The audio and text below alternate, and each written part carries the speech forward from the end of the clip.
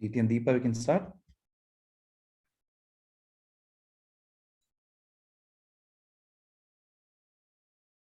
Good luck.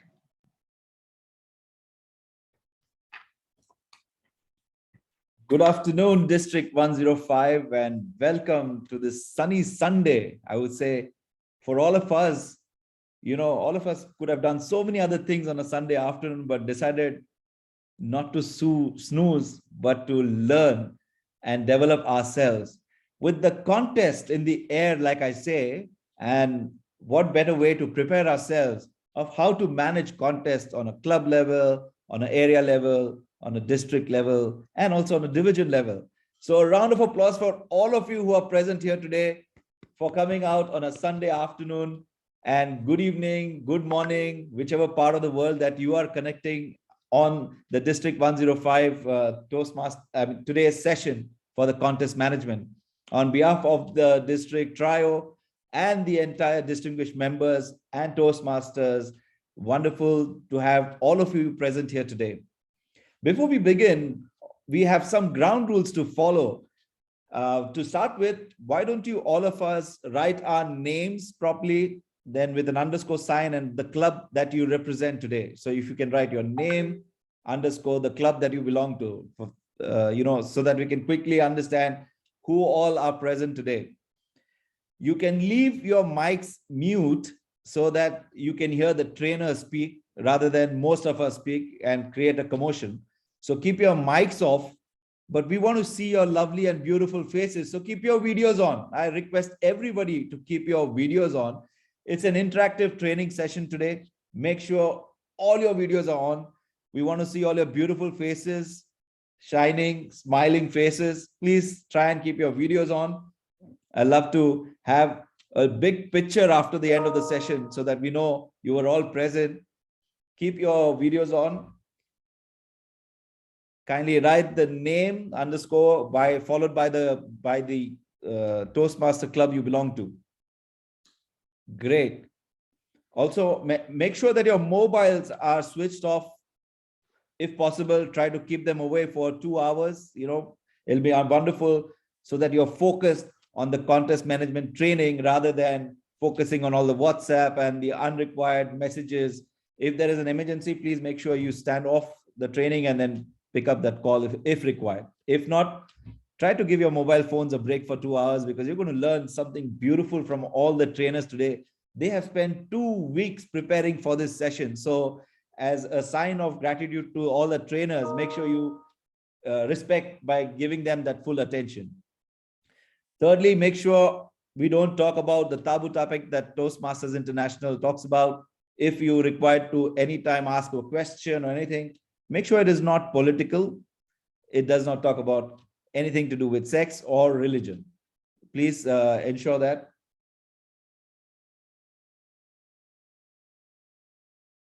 So how many of you are come for the training of contest management for the first time? In the chat, if you can write me, if you come for the contest training for the first time. Let's see how many of you can write that word me, M-E, quickly.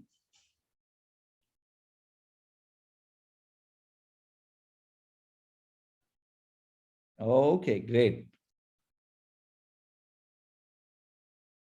Okay, wonderful. Quite a lot replying. Let's start with the proceedings for today without wasting much time.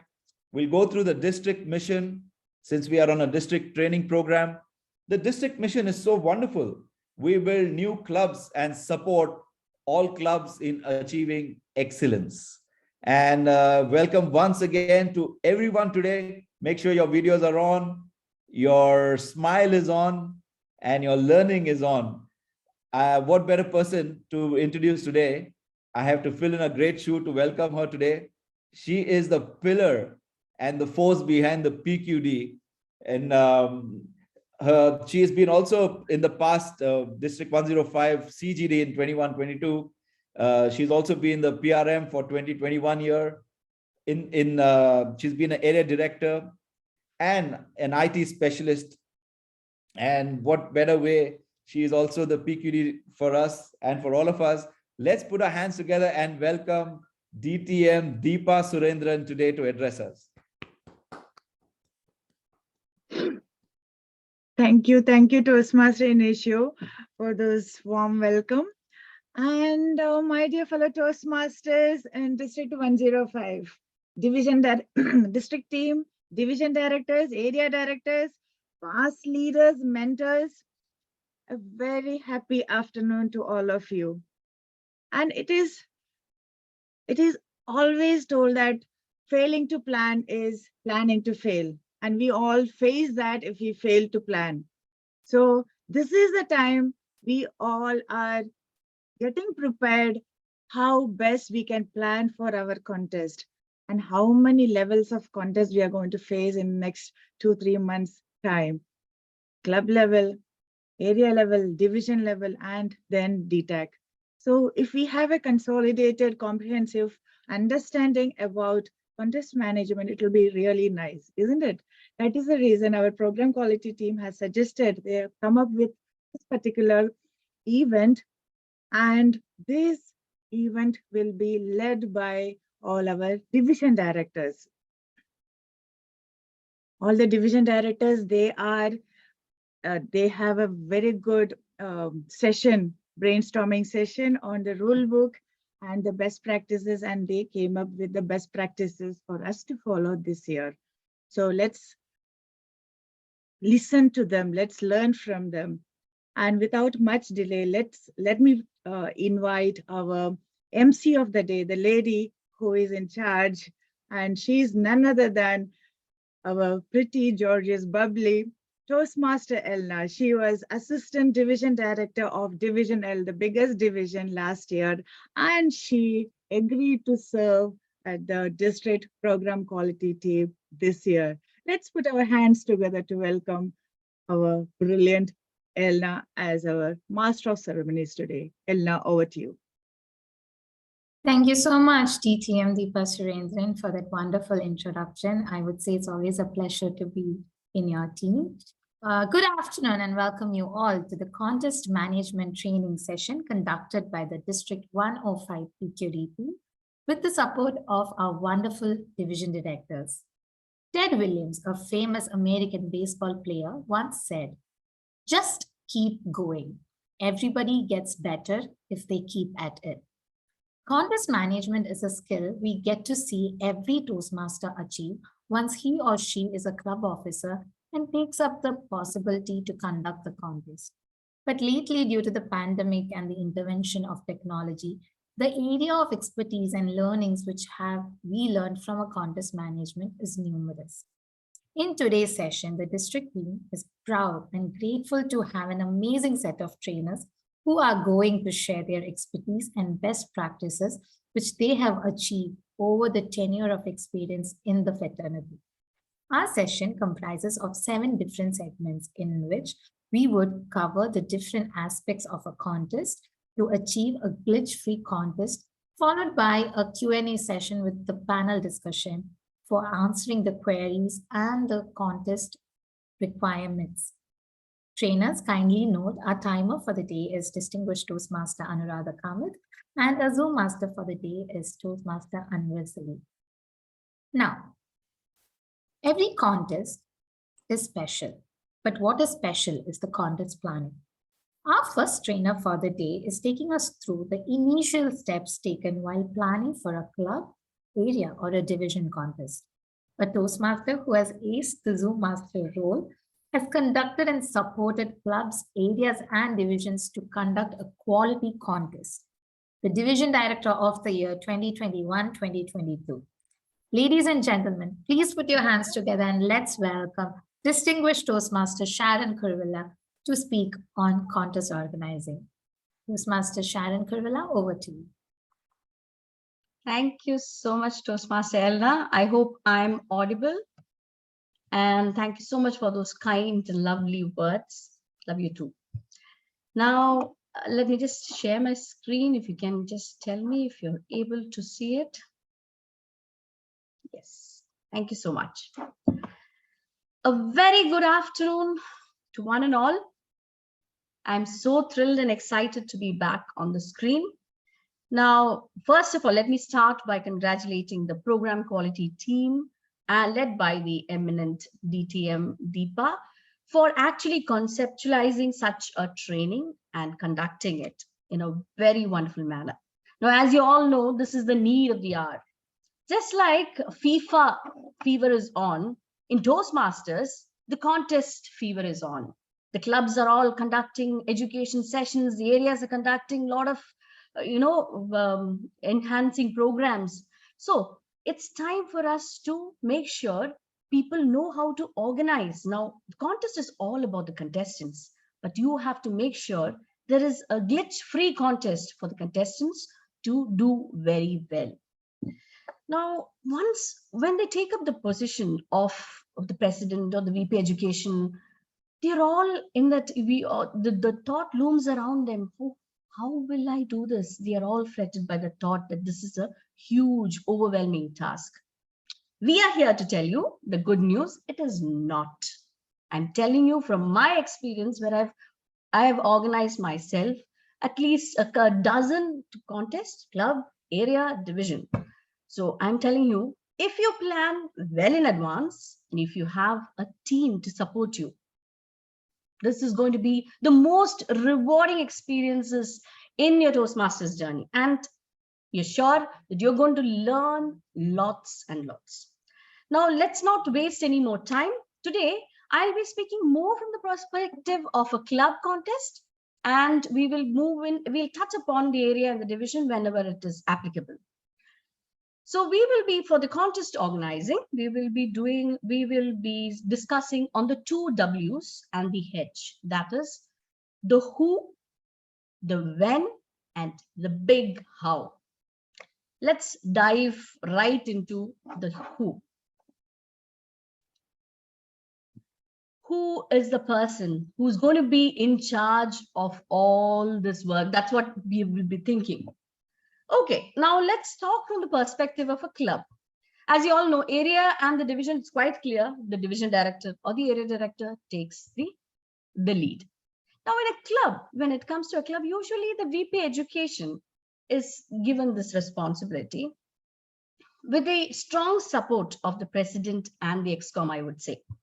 Now, in case the VP education is contesting that year or is unable, he or she is unable to make the contest, then the president or any one of the ExCom members can step in, including the IPP.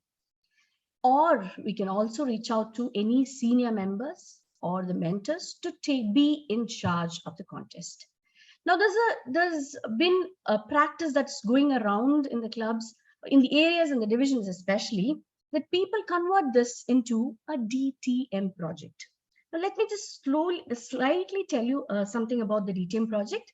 DTM projects are to be conducted for projects which are created with your own design, and the contests are usually predefined by TMI.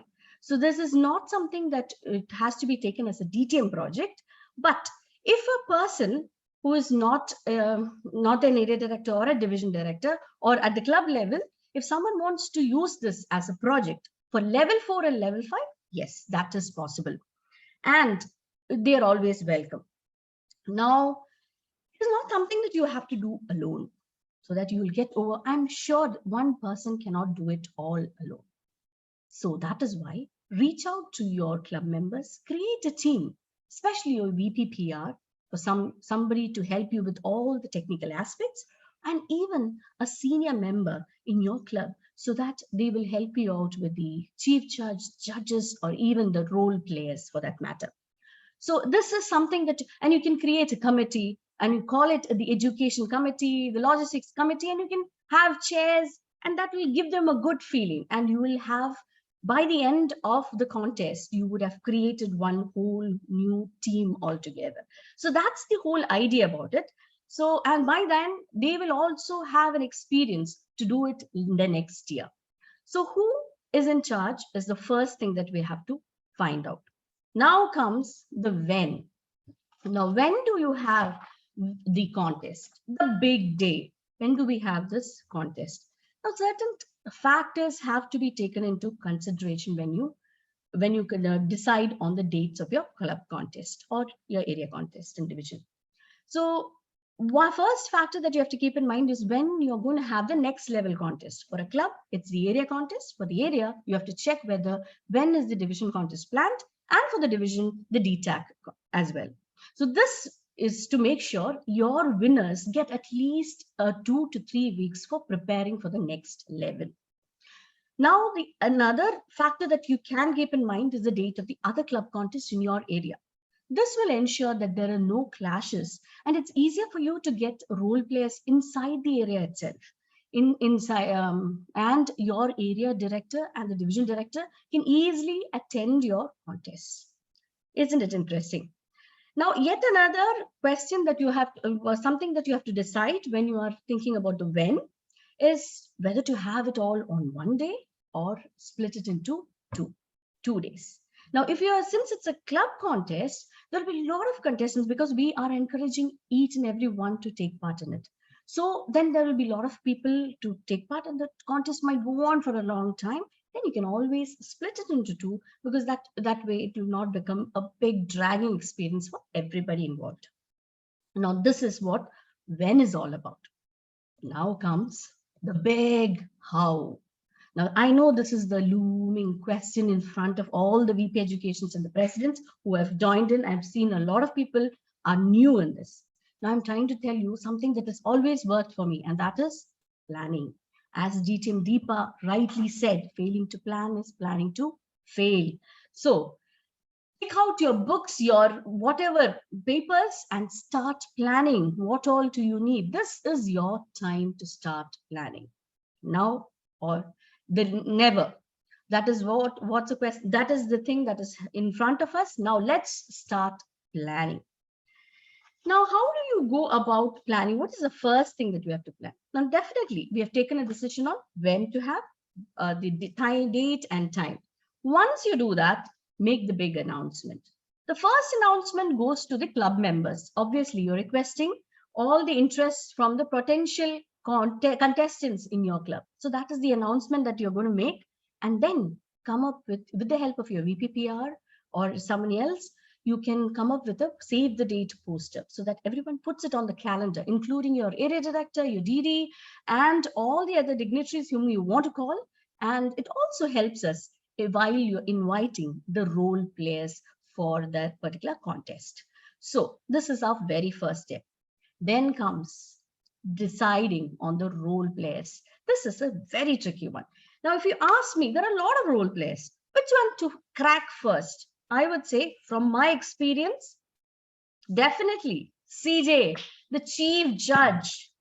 And the program quality team has made it very easy for you this year because they've had a CJ training, chief judge training, as well as judges training. And they have circulated all this amongst all the area directors and the division directors. Get in touch with them, ask for the list, and you will get all the potential list. Now, find a chief judge whom you can gel with, because this is going to be a long journey and you will be closely working with that person. You can ask them whether they are ready to bring their panel of judges.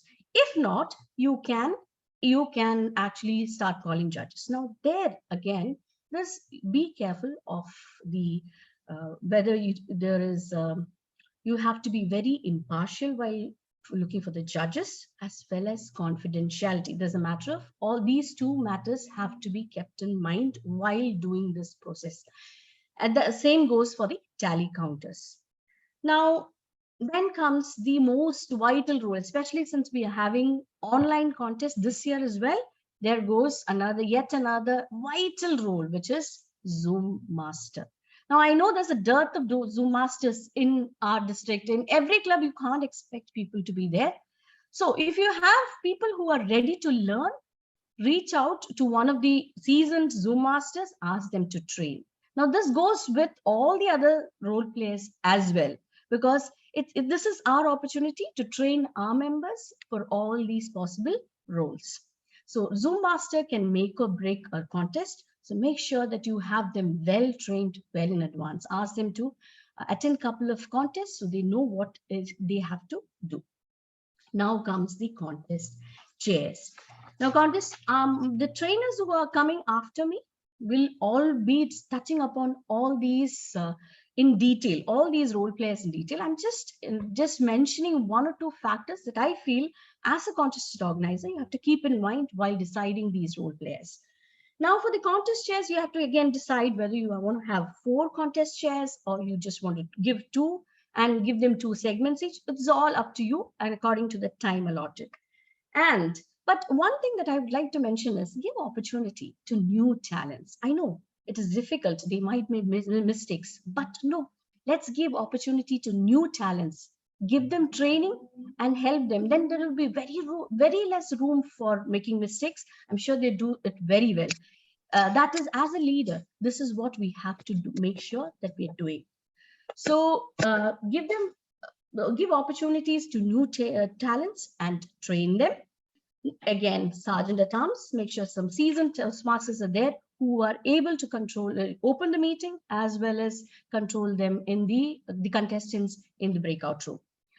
Identifying these role players are the key. Once again, timers. If you're having all the 4 segments, I would suggest we should have it at least 2 set of timers, because timers are something I would request whoever was making that sound to please put yourself on mute. Someone is making a disturbance, so it is okay. So once again, timers, if you're having all the 4 segments, I would say, since it takes a lot of concentration and, this thing, it's a lot of effort by the timers. So I'd request the time.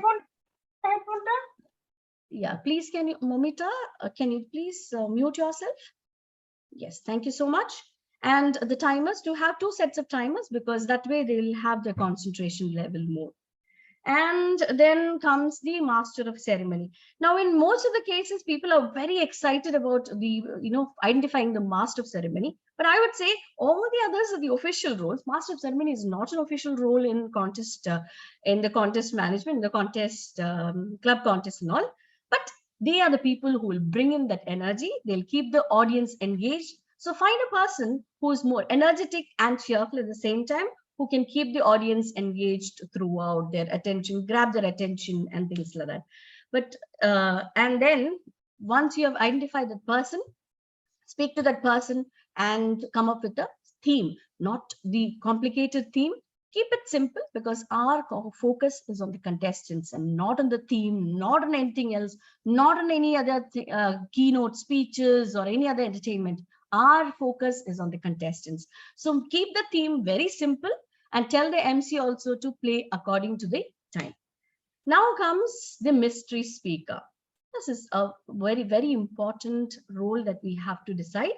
And we have first, you check with the chief judge whether he or she has someone in mind. Otherwise, you can decide. Once again, I emphasize on the fact of confidentiality and impartiality. So there is speaker should not be, that mystery speaker should not be familiar to the contestants. And as a backup, now instead of having a backup speaker altogether, we can ask this year, this is the best practice we are promoting, that keep a backup video of the mystery speaker's speech. So that way, even when even if they have a technical glitch and we lose connection, it's always better for the chief judge to suddenly play it. You can give it to the contest chair at that time. So because we have the area of confidentiality, we keep it with the CJ or with the organizer and make sure this is not shared to anybody else. So these are the role players. So once you have all this you have started the process of asking. It's not easy, I understand. Once you have all this in place, then comes the presentation, the background work which you have to do. The presentations, the slides. Always take control, take help of a lot of people, 1 or 2 people at least in the PR. The VP PR would be ideal. So then that will be, so what all do you have to make?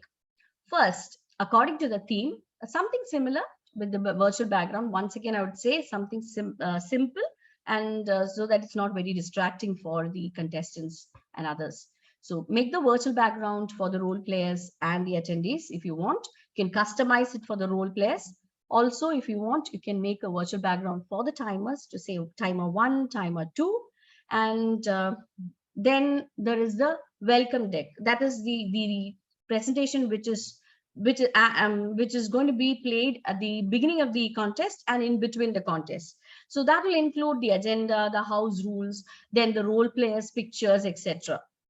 So after this comes the in between during the silence, when one contestant is over and there's a 1 minute of silence observed. That time you can play some silent slide, and these are called the silence slides. That also, if you can keep it ready, that would be great. And then comes the most important thing that you cannot forget, that those are the certificates. There are 3 kinds of certificates that we have to keep ready. The first one is the certificate of appreciation for the role players. Then comes the certificate of participation for all the contestants, and then the winner certificates. Now, winner certificates also, you can keep it ready to a certain extent, fill in the rest of it except for the name and keep it ready, or you can send it to the respective contest chairs so that they don't have to run it, and it's not a hush and rush in the last minute. So keep these certificates ready, and you will have the speaking order ready, and then you can write their names. This is all something that we can do in advance so that you don't have to panic at the end, last minute. Now we move on to the documents which have to be kept ready. First, there are a lot of documents that we think that you can always delegate it to one person, ask them to be a document controller, keep all these documents ready. First one is the tally sheet. Now, once you have the draw of lots and the contestants' speaking order is ready, you can put their names and send it to the tally counter, or you can send it to the chief judge. And it's also easier for them to put it in the ballot sheets as well. Then comes the timer sheets, the virtual backgrounds for the timers. Now here again, to indicate the colors, the green, yellow, and the red, I would strongly suggest to use only the TMI backgrounds so that there is no other distractions. It's perfect, and let's not customize more on that. Then the contest chair script. Now for the contest chair, it's better that you have a standardized script with the small changes, and you run it with the chief judge before you share it to the contest chairs. You also keep it ready, keep the eligibility forms, the video recording consent forms ready for the contest chairs. Now comes the master of ceremony script, the theme, the sergeant at arms script, and obviously the agenda, the posters. That goes without saying. Now let's look at the broad preparation timeline. What happens? How does it happen? In what order does it happen? Because there are a lot of things were discussed. Now the initial getting started, as I mentioned earlier, announcing the contest dates, identifying the role players, finalizing the agenda, releasing the flyers. Now here again, you can have teasers, you can have all that, and you can have different posters with the role players, photographs. It will bring in a good energy to all of them. Now the draw of lots. Now the contestants, as I said, are the pillars of our contest. So you can have, once you finalize the contestants list, conduct the draw of lots, the contestants briefing, which is being done by the contest chair, then the audio video checks if the contestants require it. And now we move on to the briefing. Now briefing, the contestants briefing is there. At the same time, this briefing of the role players, which has to be done either by the organizer in the presence of the chief judge or the chief judge himself, as well as the briefing of the judges and the tally counters. It's handled by the chief judge himself or herself. Now comes the set the stage. We are setting the stage with all these prepared slides, the documents, the conduct the dry runs with all the role players 1 or 2 days in advance, so that we make sure the contest goes smoothly. And now we are all set to go. And that day, make sure all your role players log in well in advance. You don't have to run behind them. Give them a target. And if there is somebody who sleeps in late, if your contest starts in the morning, make sure you give them an alarm beep, or make sure somebody goes to their house and make sure that they're awake. So this is the way that you can be ready for your contest. Now, a word of advice for everybody, all the contest organizers, be prepared even for the worst. So all plan scenarios, keep in mind what all could go wrong. And I'm sure if you are ready for all that, none of it will happen. And don't panic. Even if it goes wrong, don't panic. Don't worry. It's not the end of the world. We'll always have, if the plan A doesn't work, there's always a plan B. And don't forget to keep backups for all the roles, especially the contest chairs, the timers, because if they lose connection. So keep all the backups ready. And in the beginning, as I said, create a WhatsApp group for all. These days, that's the one medium of communication which everyone uses. The contestants, for the role players, it's easier communication. And call and remind everybody on the previous day or that day so that, they don't forget. Sometimes that also happens. So just to cover all your bases. And finally, enjoy this journey, because this is going to be a once in a lifetime opportunity, because you're getting to do something wonderful, and it is going to be you're going to be so happy at the end of the contest, I'm sure, because I've experienced it myself. Such a huge relief. At the same time, you feel that something you've accomplished, and I'm sure all of you are ready. Once again, thank you so much for the Program Quality team for giving me this opportunity to conduct this wonderful training. And I hope it has helped you in some manner. Please reach out if you need more help or any clarifications. And back to the wonderful MC Toastmaster Ella. Thank you so much, DTM Sharon Kurula, for taking us through the entire journey. And I'm sure our audience would feel that it's not an Herculean task. As Toastmaster Sharon mentioned, that once the contest is over, the one which we did the management, the sense of accomplishment and satisfaction, it's priceless. Now, Kobe Bryant once said, you always have to be on edge. You always have to take every practice, every game, like it's your last. Sergeant at Arms is one such role where the role player needs to be on edge, whether the contest is online or offline. Ladies and gentlemen, let's put our hands together to welcome the passionate, hardworking, someone who brings a special touch of perfection to whatever role conducted. Toastmaster Mini Kunikuppe. Please put your hands together and let's welcome Toastmaster Mini. Over to you, Toastmaster Mini. Thank you, gorgeous Toastmaster Elna. And thank you for my previous trainer, Toastmaster Sharon, for giving such a beautiful, detailed contest management training.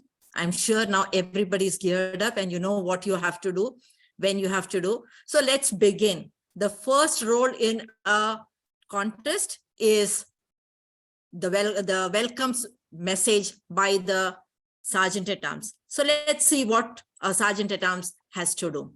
I'm going to share my screen now.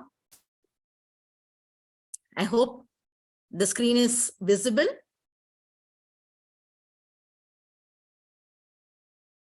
MC, can you confirm? Yes. Yeah, thank you. So, for an online contest, there are two steps, that is before the contest and on the day of the contest. Before the contest, what do? The Sergeant at Arms, along with the Zoom Master, will decide about the Zoom ID, and the Sergeant at Arms will share it with the Zoom Master. In some cases, the Zoom Master might give the ID and the Sergeant at Arms will open the meeting. Arrange for certificates, as DTM Sharon mentioned. Certificates have to be arranged, and the Sergeant at Arms can help the organizer to prepare these certificates for the participants and role players, and also coordinate with the Zoom Master. Now comes the day of the contest. As we all know, the Sergeant at Arms comes and opens a meeting in the first and has to bring in a lot of energy. So be ready, don't panic and come at the last minute and get nervous, because it's the energy of the Sergeant at Arms that takes the entire meeting energy to a high level. So be ready, coordinate with the Zoom Master about opening the meeting, arrive early for the meeting, that is, join the meeting, maybe even the first person. And on dot of the meeting, start of the meeting based on the agenda. Open the meeting. Deliver the Sergeant at Arms address. That is, the SAA address has to be prepared. I have given in this presentation towards the end, I've given a short description of what should be the SAA address. We'll go through that. Obtain co-host access from the Zoom master for recording in the breakout room, because that is one of the roles of the Sergeant at Arms, where for the evaluation contest and the table topic contest, the SAA has to accompany the evaluation contestants and the TET contestants to the breakout room, and a recording has to be done there. So SAA has to get the co-host access from the Zoom master to do the recording in the breakout room and accompany the contestants to the breakout room for evaluation and TT contests. In the breakout room, SAA has a huge role. Firstly, record the breakout room activities on the Zoom, and then ensure that the contestants have their audios and videos on. Contestants are sitting, keeping their hands, like for example, if I am sitting like this, my hands are not seen, isn't it? So ask them to lower the table or sit behind, go behind, so that their hands are seen, visible on the screen. So SAA should be able to see the contestants with their hands free. Guide the contestants not to leave the meeting room, only leave the breakout room. So in case the contestant has to move out to the main room whenever his or her turn comes in, he has to choose leave breakout room and not choose the leave meeting room, because once the contestant leaves the meeting, the contestant loses chance of contesting in that particular contest. So ensure that you mention this repeatedly to every contestant to click on the leave breakout room. Ensure contestants do not use any devices in the breakout room. That is, they may have headphones or any watches or any other devices. Nothing should be there with the contestants. They shouldn't be, some of them put it and they start practicing. No, that is not, none of that is allowed. So it is a duty of the SAA to ensure that the contestants do not use any devices in the breakout room. If any video goes off or the contestant gets disconnected, the SAA has to immediately report to the CJ, and this will lead to disqualification of the contestant. So please take care. Tell the contestants to remain in the room, keep the videos on, no devices with them. Their hands should be visible. They have to step back and sit so that the SAA is able to see the contestant at least waist upward. And if the contestant gets disconnected, immediately inform the CJ. Not only disconnected, even if the contestant switches off the video, the SAA has to inform the CJ.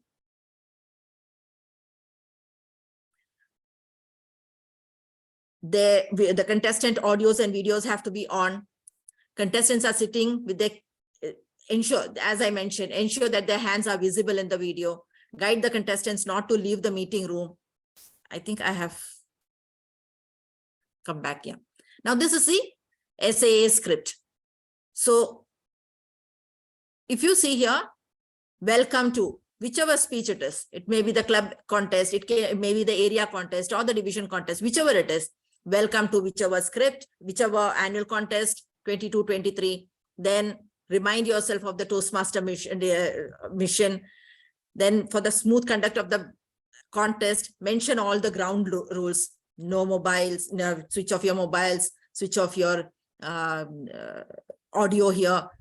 Even videos also, if not in the contest, the videos have to be kept off unless the contestant is asked to switch it on. Then mention about the taboo topics. Remind all the role players to rename themselves, and role players and the contestants to rename themselves. And then further guidelines for specific contests and contestants will be provided by the respective contestants. Mention this. So there will be specific contest guidelines provided by the contest chair. So just mention that also. Further guidelines will be provided by the respective contest chairs. This is a very important slide which needs to be presented and read out in the SAA script. Along with the SAA script, that is the online video recording, because we are recording it online. So this script has to be displayed and read out by the SAA while starting the meeting. And that's it from me. Thank you very much. We will take questions during the panel.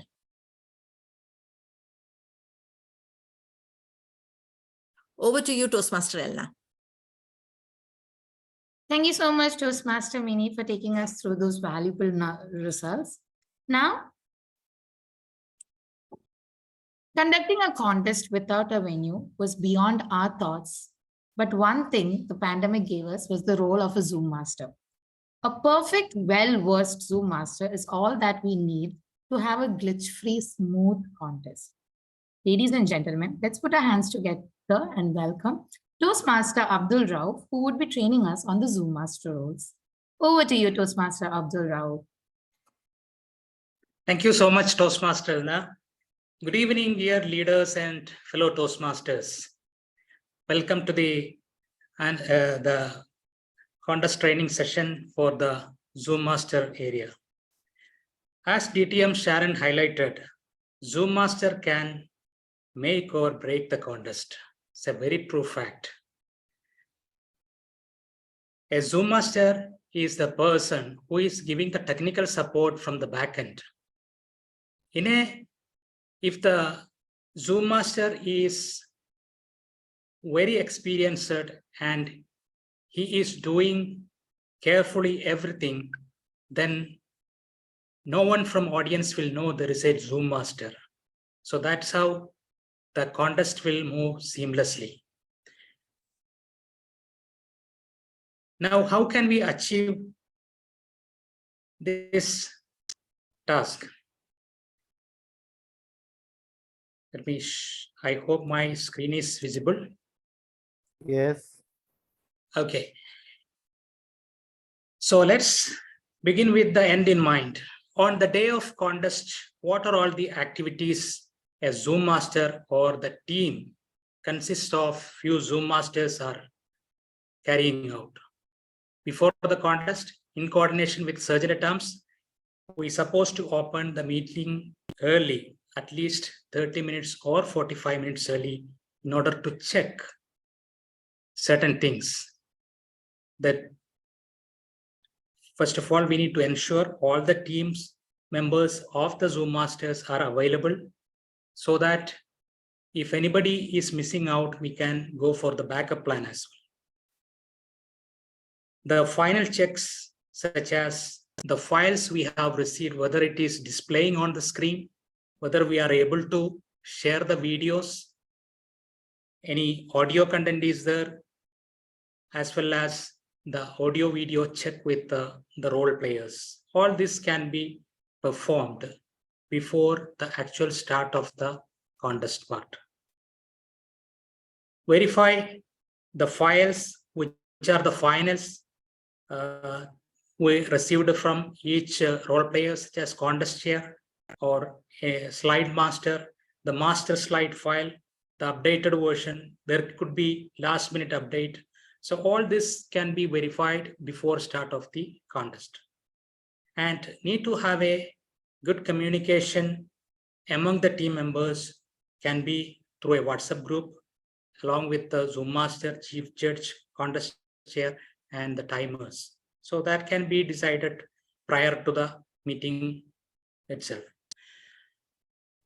Then before the contest, we can follow the instruction, including the organizer, chief judge, and contest chair. Once the contest is on, then the Zoom master will listen only to the chief judge or the contest chair. The meeting will start recording along with, in coordination with the Surgeon at Arms. either one of us can be done it. Then the naming convention, whether all the participants has followed as per the naming convention announced previously. The timers visibility on the screen to the participants. How can we achieve this? There is an option called follow the host, follow the order by the host, which I will share after a few minutes. Then the slideshow, the slide sharing among the Zoom, one of the Zoom master will be holding that part. Admit, mute, unmute, breakout room assignment, locking and unlocking the meeting room as and when required, especially during the table topics and evaluation session. Spotlighting, chat room moderation. Usually during the contest chat room, we are switching off as we do not want any unwanted chats during the contest. Then clicking the group pictures between the sessions or between the contest or after each session, we are clicking the group pictures. Certificate sharing. All these are the activities we are doing from backend by the Zoom master teams. The most important thing is that we have to be alert, like the timers or any other important role players. Zoom master has to be very alert and be mindful on the action taking during the contest. Follow the instruction by chief judge or contest chair and have quick communication as and when there is a problem arise. Now, all these points we are doing on the day of contest, but to achieve that, we need to do some planning, preparation, and practice. How do we plan? First of all, we need to have the team assigned by the organizer. The chief Zoom master can delegate responsibilities among the team for slide sharing, slide preparation, muting, unmuting, all what the roles described can be divided among the team. The physical location of a Zoom master is very important. If the host is losing the connectivity, it could lead to a disaster. However, we should have a backup plan in place that if the host or the chief Zoom master is losing the connection, who will do, whether the organizer or any other, any one of the Zoom masters will take in charge. What are the rules we are following? The document references such as the speech contest rulebook, the online contest manual, district guidelines, all these are the references. Another important point is it's always better to use a laptop with a mouse when you are a Zoom master. Participation name convention can be announced well in advance so that there won't be any confusion during the contest, and make sure everybody has received the messages properly and confirmed from their side so that on the day of the contest, they all will be doing that. Before, as part of the master slide, one slide can also be kept with the naming convention, which can be displayed either during the SAA script or as part of the contest chair or in between, will be helpful to update or to alert the contestants to make sure they are in the proper naming convention. Then to have communication plan, can be a WhatsApp group or any mobile call. How will be done during the contest has to be agreed among the team. How to prepare, refresh the references. There are a lot of technical references available. If you go to YouTube, how to understand various features of the Zoom can be followed. Apart from that, if you can consult an expert, if you have any doubt to clarify, then the input from the organizers who are all will be doing what, those points we can get. Of course, there shall be a backup arrangement. The create meeting link. This can be either by SAA or ZoomMaster. Meeting settings. There are certain settings to be followed prior to start of the meeting. I remember in one of the contests when we started the contest and the ZoomMaster was trying to create a breakout room and it was not possible at all. Then we called several experts and finally we had to create another link for opting for having the breakout room option. The problem happened was before creating the link itself in the website, in the setting, breakout room setting was not on in the setting that I will show you here. So that was missed out, and during the contest that was a glitch. Another occasion, during the contest, suddenly during the table topic contest, suddenly the breakout room closed. There was a time setting which was unnoticed by the ZoomMaster, and the contest had to restart. So such cases were there in the past in few contests. The approved files, I mean, any documents or slides, what you are receiving has to be approved by the contest chair or the organizer so that you are not messing up with the unupdated or the old version of the document. Now, to do the meeting setting, we have to log into the website.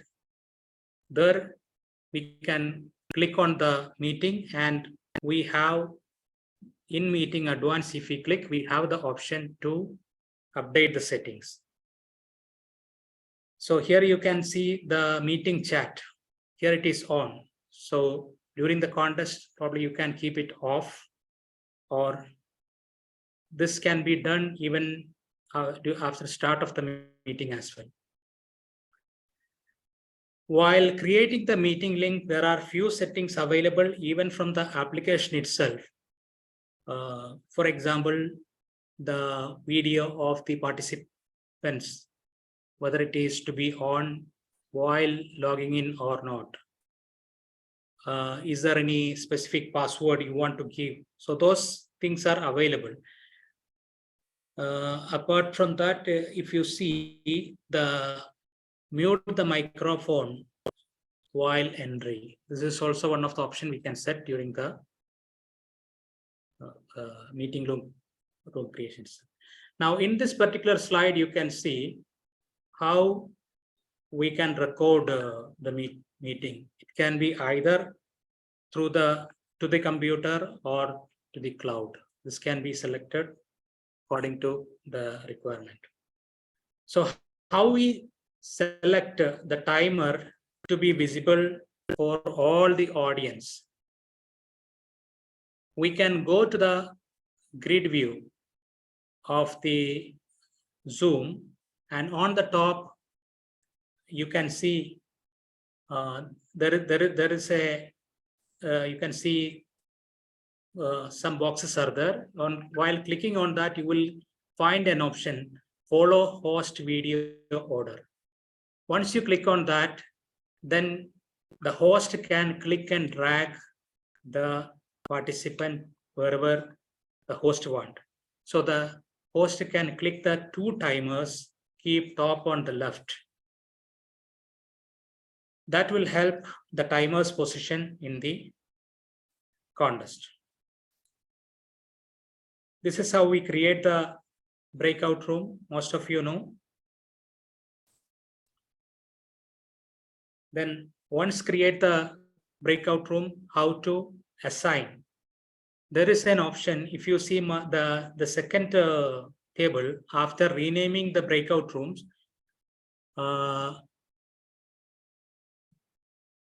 there is a time, the breakout room close automatically after 30 minutes. So this timing to be checked properly.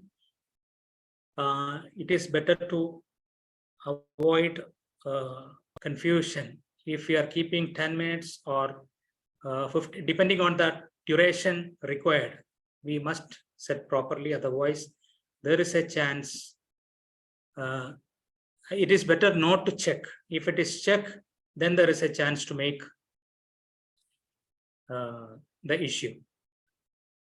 Then while assigning the members to join the breakout room, again, when you see on the each breakout room, there is an option to add or assign. Now, what are the references we need to follow? Again, the speech contest rulebook, online hybrid speech contest best practice, district guidelines on online speech contest, instruction by chief judge or contest chair, contest agenda, online tutorials for technical features, subject matter expert or an expert in the Zoom Masters. That's all from my side. Thank you, district leaders. Thank you so much. Back to you, MC of the day.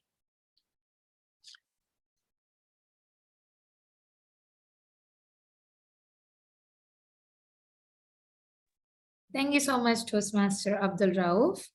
Now, before I move further, I request all the participants to please put in your questions in the chat so that we can take them during the question and answer session. Now, award-winning author Frank Sonberg once said, "Practice doesn't make perfect if you're doing it wrong." Our next trainer for the day will be covering one of the vital roles of a contest, the timer's role. And to conduct the session, we have a Toastmaster who completes any role with dedication and practice. Ladies and gentlemen, let's put our hands together and welcome distinguished Toastmaster Rehna Khalid. DTM Rehna Khalid, over to you.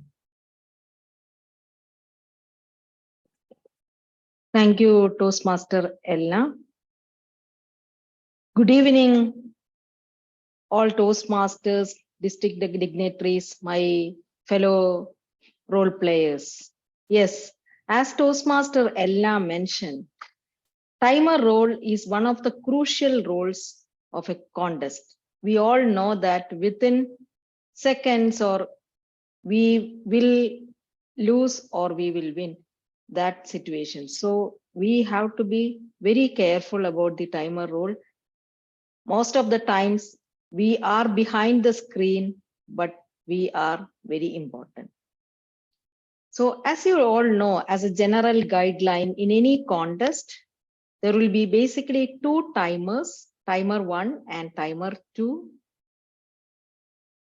And please make sure your Zoom master in a Zoom platform, if you are, please ask the Zoom master to keep the timers on the left first two tiles. So once the Zoom master locks the screen, both the timers will be on the left first two positions. Then in online contest, both timers have to note the time while during the contest using a stopwatch or a mobile phone and prepare record. We have a typical Toastmasters form with the contestant name and time taken. We have to fill the form during the contest and only one form will be sent to the chief judge.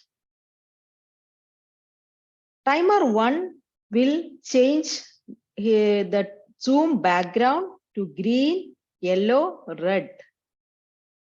You can cover your camera with a proper paper or a small sticker so you will not be obstructed when we are changing the background and the contestants can see the time very clearly.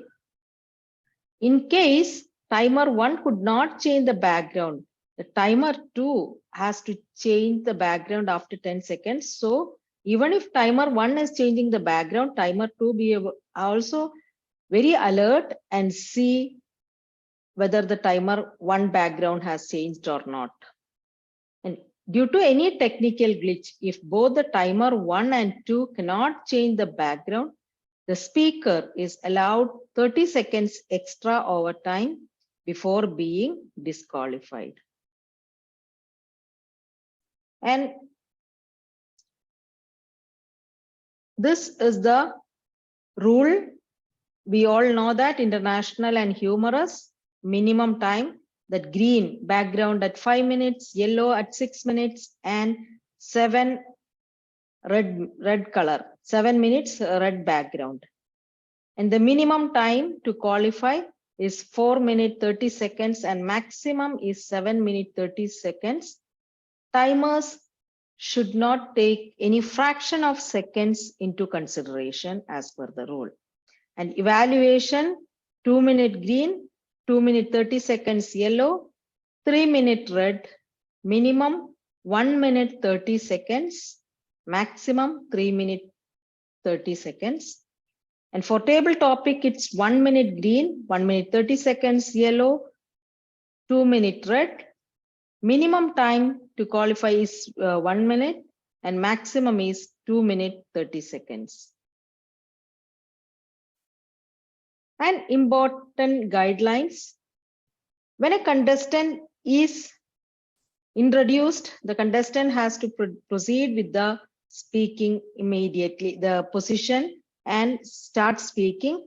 Some contestant, especially we have seen in the table topic, they may wait for some time to start, but we can start the timing if in their first definite verbal or non-verbal communication. This usually will be the first word uttered by the contestant, but would include any other communication. If they make any sound effects or something, we can consider that. And in case if speaker keeps on being silent, we can start the time by short time called 10 seconds. And because otherwise they are not supposed to delay the contest unnecessarily. And when we are changing the color, once we change the color to green background, it will stay on until the midway time is reached. And same way, the yellow will stay until the maximum time is reached. And red background will stay until the speaker concludes the speech. And timer during evaluation contest, the timer 1 can accompany the contestants to breakout room and come back to the main room after 5 minutes preparation time with the first contestant. These are the important guidelines. And now, if there is a technical glitch, I know many others have already mentioned, and as a timer, it's very crucial because in case of a technical glitch, if the contestant loses connection during international or humorous speech, chief judge will stop the contest. In that time, the timer 1 is already noting the time of the contestant. They have to stop, pause that timing, and note down the time elapsed. Timer 2 then starts the timing and see if the contestant can rejoin within 2 minutes. If the contestant cannot rejoin with 2 minutes, then they will be given a chance after the next speech. And if they can once they rejoin, they will get time only for the to complete the remaining part of the speech. And if an evaluation test speaker loses connection and cannot join back in 2 minutes, a recorded video will be played. And this is the part, what the role of timers during the contest when we find face any technical glitches, other details will be shared by other role players. So it's an important role. We know that time is very crucial. So all be very attentive to the time, because that we are responsible to ourselves and also to the contestant and the total contest. Be serious about your time and all the best. Over to you, Master of Ceremony, Ella.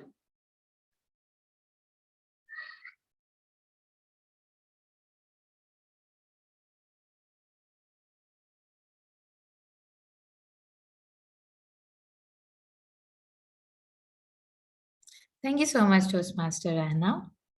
Now, our trainer to conduct the following session will be discussing much more vital role for any contest, the contest chair. To conduct the session, we have the youngest division director for the term, a Toastmaster who completes any task with charm and passion. Ladies and gentlemen, please put your hands together and let's welcome distinguished Toastmaster Adarsh Mithkar. Adarsh, over to you. Thank you very much, Master of Ceremonies, Toastmaster Elna, and good afternoon to everyone. So before actually get into the whole segment of the contest chair, can I just have a raise of hands here who have done this role before in any contest, club, area, division, district? Anyone who can? Yeah, okay, I can see Toastmaster Ignacio. From the audience, any reactions? Or I think many people are new. Okay, fine. So who's doing this role for the very first time? Very first time doing this role? Okay, perfect. So today I'll go through the entire role of the contest chair because I personally feel it's a very, very critical role. And I have divided this into a few segments that will enable you to understand what exactly this role entails. Before I proceed, Zoom Master, can you just mute everybody else, if that's okay?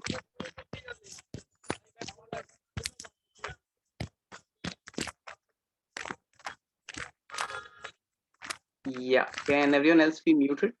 Okay, thank you so much. And can I just get a thumbs up if you are able to see the screen? Okay, and the agenda screen here. Okay, perfect.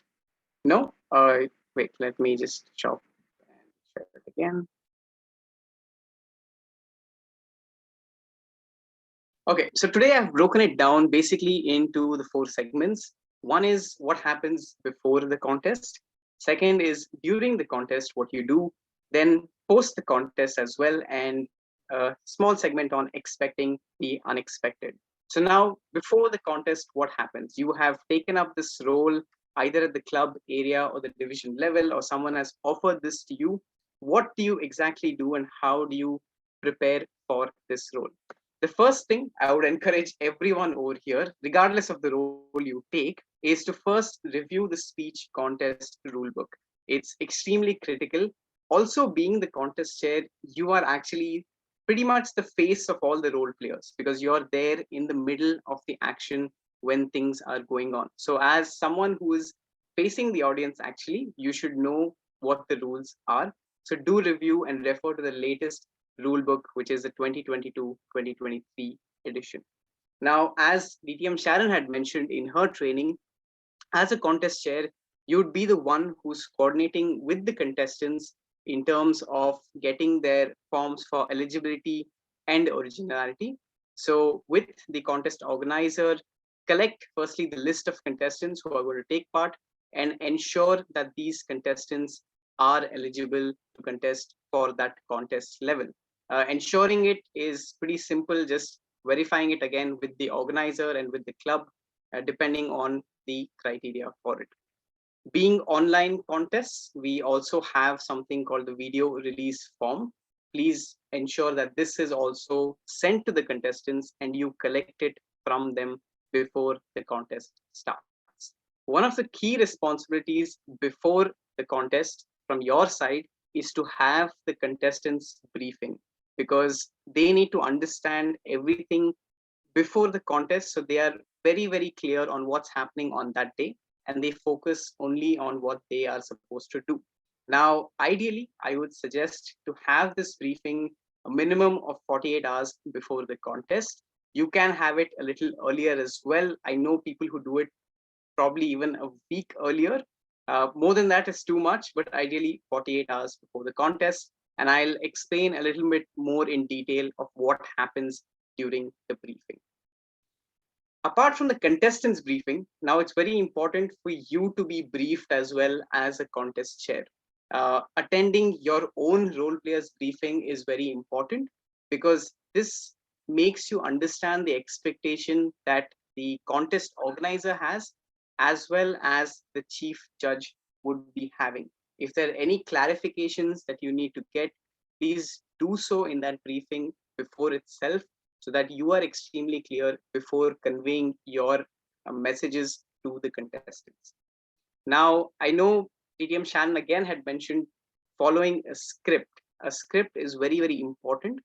Generally, what happens and what has been happening in the district at any level of contest is we have a sort of a template that we follow for all the 4 categories: international, humorous, table topics, and evaluation, with minor modifications in the script itself.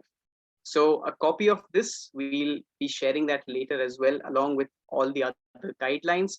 But this script is pretty much what you are going to follow for the day. Now, depending on the contest itself, it's important to modify the script accordingly, which is including type of contest, which category you're being the contest chair for, the level of the contest, club, area, division, the name of the chief judge, the timing rules, and of course, the speaking order.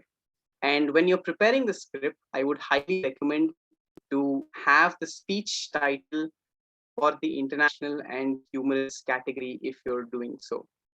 This makes it much, much easier for you, because if everything is in one place on that day, you have everything in one document going through it, you know exactly what the name and the title is. So once you get the eligibility form where the titles are mentioned, do make sure to add them in your script. And lastly, I would say very important is prepare well in advance. If possible, if you can with the contestants, it's not always possible to do that, and it's just a recommendation, but I would still say to have a dry run either with the contest organizer or with the chief judge or with your mentor, or if nobody else, just do it alone in front of the mirror, where you have your final script for that day and going through it, timing yourself and seeing how the order is going to be. As prepared as you are, the more calm you are on that day, and you'll be able to handle everything without having any issues. So make sure you have at least a quick preparation for yourself before the contest. I did mention about the contestants briefing, and a lot of contest chairs ask what actually happens in the contestant briefing. What are you supposed to cover? So here, let's break it down a little bit more on what happens in that. First thing is you review the eligibility forms again with the contestants, make it sure that they understand the importance of the form and of course being eligible for the contest. Now, ideally, give them a deadline to send this to you before the briefing, but if somebody has not, do mention to have this shared as soon as possible so that you have it before the contest. In terms of the speech rules, there are a few differences in terms of which category you're being the contest chair for. So let's go through that a little bit more. When it comes to the international and the humorous, there are not many rules that you need to actually brief on apart from the timing. But here, quickly explain if it's an online contest on the audio video requirements. As per the rule book, we need to have just one camera. You cannot zoom during the speech. You can't move the camera, etc. So make sure that that is conveyed to the contestants. And in terms of props, if they're having any props, tell them to just inform you. Of course, since if it's an online contest, you are not there to physically collect the props. But as long as you're informed, that is enough.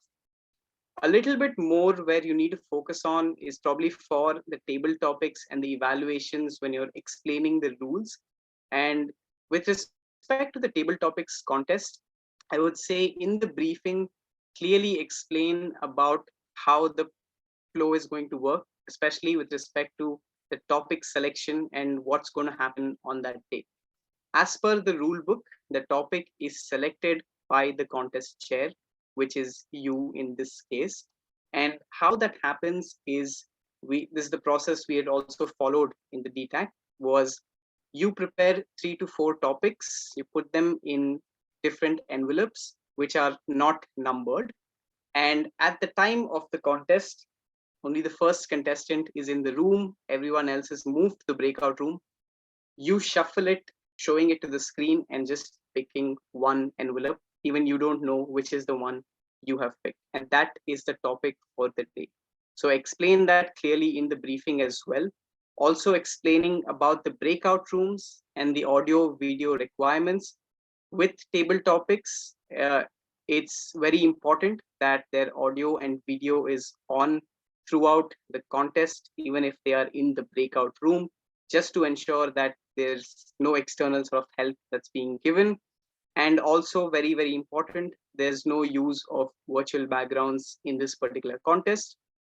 Also, you can mention about secondary devices. If somebody wants to use that, ask them to declare that in advance so that you know which devices they have logged in on and which ones need to be moved to the breakout room as well.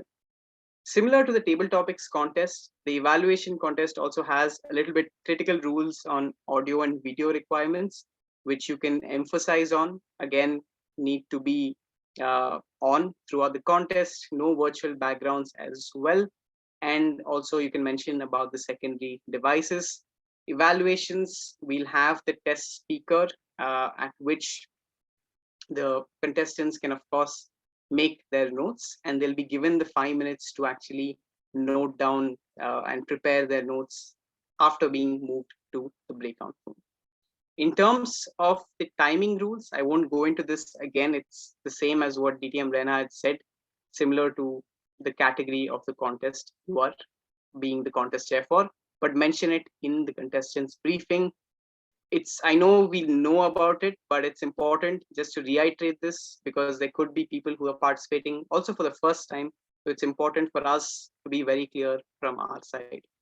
I won't get into the full technical glitches and handling part of it right now. DTM Rena also mentioned it in her thing, but the final guidelines will be shared with all of you as well. In your briefing for the category that you are being the contest chair for, do mention what happens if there is a technical glitch, so the contestants are well aware. A few other points here in the contestant briefing to take care of. One is defining the speaking area. Of course, with online contests, it is pretty much the contestants' speaking area as per where they are situated. But you can do a sample check with the contestants, ensuring they're visible at least to the waist height and they have enough room for movement. Another point I'd like to specify here, I feel is important and sometimes gets missed out, is how the contestants are going to be introduced on the day of the contest. Now, clarify to them in the briefing how you're going to actually hand over the stage to people. Because what happens is, if it's a contest, one is you keep the uniformity of calling the contestant. For example, if I'm calling an contestant, I would say probably contestant number 1, Toastmaster Adarsh, when the contestant on stage. And if it's an international contest, I'll say Toastmaster Adarsh, life is beautiful, Toastmaster Adarsh. What happens, I've seen sometimes, is a contestant is not sure if I need to start after that Toastmaster Adarsh, or if the contest chair is going to say stage is yours, over to you, etc.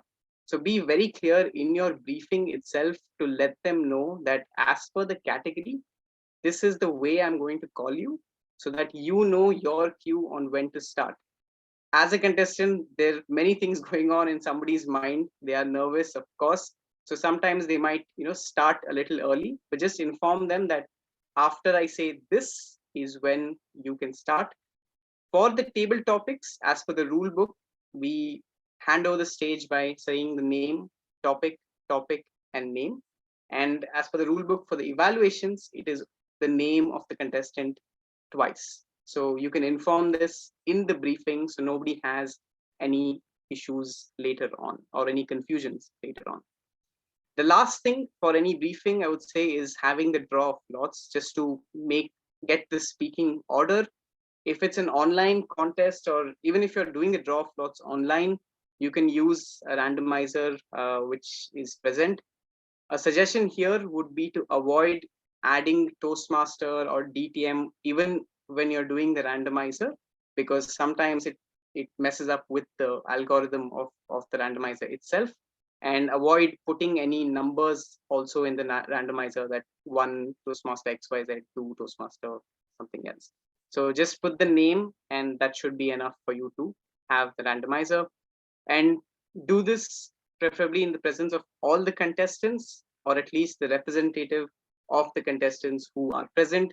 Once you have the speaking order, you can take a picture, post it out so that they know that that's the order going to be followed. Now, this was all the work that you actually do before the contest. It looks like a lot, but it's important for you to understand so that the day of the contest, you are very, very clear on what's going on. So during the contest, what happens? Now you are introduced on stage. The show is yours. What's going to happen? Firstly, you officially, of course, open the contest.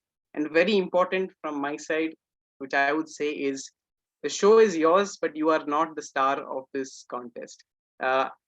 Unfortunately, what happens is sometimes I have seen a few people getting carried away being the contest chair.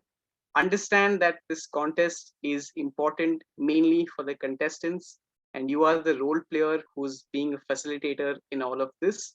So if you have a certain time allocated or in your script as well, please do not exceed that, which means if you're being the contest chair for a table topics contest, you can mention one line about table topics in general, but please avoid going off track with, oh, I was a contestant at some time, I had this table topics is very exciting, etc., etc. You can have one, maximum 2 lines, but go straight into the rules for the contest and the script so that the main focus remains the main focus of the contest. The other thing, be alert at the entire time, because if any category, you are, as I said, the face. If there's anything that happens, you can jump in when required. When you're going through the script, of course, the rules also are for the audience. So even if it's something everyone has heard multiple times, please do go through it. And the contestants also, when you're introducing them, I mean, making sure that they are in the room. I would say avoid recognitions like DTM or anything like that. It's only Toastmasters.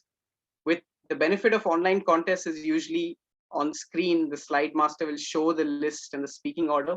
So you don't need to repeat the full name or, have the full name being repeated twice and more than that. So you can keep it short as per the timing and go through the list slowly. Whenever you're first making sure everyone's in the room, ensure that all of them are there, ask them to switch on their cameras and say a hello, and also check if any backup devices are present. Before we start, of course, the role players also have to be ready. So this is also part of the script that you're running through. Get a confirmation from all of them. Most importantly, get a confirmation from the chief judge before you start. A point here to note, especially for the table topics and the evaluation contest, is the chief judge generally goes to the breakout room to ensure things are fine. Make sure you wait for them to come back to the main room before you actually proceed by calling on a contestant. Now, when the contest is in motion, as you had discussed in your contestant briefing, the audio video check, the speaking area that can be, and how you're going to announce someone and hand over the stage to them. There is a 1 minute silence between each speaker that you have to announce. And I would say after every speech, or regardless of the category, please do not comment on what the contestant has said. You can just say, thank you, we'll have 1 minute of silence. That's it. And after all the contestants are done, there's a new rule from this year that instead of 3 minutes of waiting, it's going to be till the chief judge is actually ready. So you can get a confirmation before you proceed. The last thing is, of course, adjourning the contest officially, which was a new rule also introduced last year, where at the end you have to officially say that this contest is adjourned. Now, during this time, decide with the organizers actually before when and how, if participant certificates are being given, when are you supposed to take the group picture. Ideally, it should be after the adjournment, and that's when you can decide to do all this. But make sure you know who is sharing the slide, who's sharing the certificate, etc. And you can have a mini vote of thanks to thank the organizers and hand it over back to them. Post the contest, it's only one point. The only thing that you're there here post the contest for is to actually announce the results. Important point to note, please don't ask for guesses on can you guess who won and etc. That please avoid that. You're here just to announce the result of that contest. Again, make sure you are aligned with the organizers on who's making the certificate or who's presenting the certificates as well beforehand. And when you're announcing, just be double careful on checking the order of the announcement, who came in third, second, and first. The last thing I have for you is, of course, expect the unexpected. As a contest chair, there's just two things I would say to take care of. One is knowing the rules and prepare. As much as you are aware of the rules, you are following the protocol, you can handle any situation that comes across, because that shows your command over the contest as a perfect contest chair. And the second important thing is that the chief judge over here is your best friend. So if you have anything, any situation that came in which the first point could not cover, make sure that you have one person to turn to, stay calm and speak to the chief judge. For example, somebody is not present when you're actually introducing the contestants, and if you're not sure what to do, you can turn to the chief judge of that contest to see how they can proceed. So be calm and you will be able to handle any situation that comes across. That's pretty much it from my side. I would say all the very best to all the future contest chairs, and let's have a wonderful contest season this year as well. And with that, over to you, Master of Ceremonies, Toastmaster Elna. Thank you so much, DTM Adarsh. That was a very well session. I believe all our participants got to know what contest chair is. Ernest Agme Yeboah, a gifted writer and teacher, once said, "When you do more than you learn, you leave a distinctive, notable footprint on the earth." Now let's learn how to leave a notable footprint by witnessing a panel discussion with the most remarkable Toastmasters we have in the fraternity. To conduct the panel discussion, we have a moderator, a soft-spoken, hard-working, dedicated, passionate Toastmaster. Ladies and gentlemen, let's put our hands together and welcome Toastmaster Afzal, who will be moderating the panel with a panel of DTM Deepa Surendran, Toastmaster Dilip Kumar, Toastmaster Mithil. I request you all to please come on the screen, and Toastmaster Afzal, over to you. Thank you, Toastmaster Elna. Good afternoon, good evening, everyone. And today we have seen wonderful presentations from the trainers over here, starting with the contest management, followed by the Sergeant at Arms, Zoom Master, Timer, and the contest chair. So definitely you will have many questions, many queries to ask with our trainers, as well as we have our specialist panel, panelist also joining, distinguished Toastmaster Deepa Surendran, our Program Quality Director, Division P Director, Toastmaster Mithil Siddiqui, Toastmaster Dilip, and of course, all the trainers are present over here. So please put your questions in the chat. And if you would like to ask direct questions, please unmute yourself and you may ask the questions.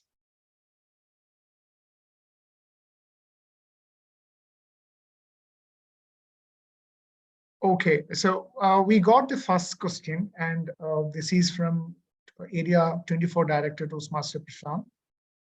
Is there an option in Zoom to record the breakout room activities when there is already a record happening of the main meeting room.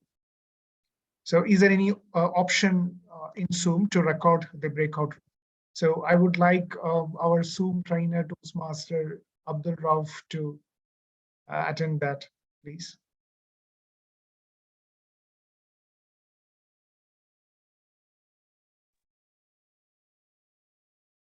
May I respond if Rauf is not there?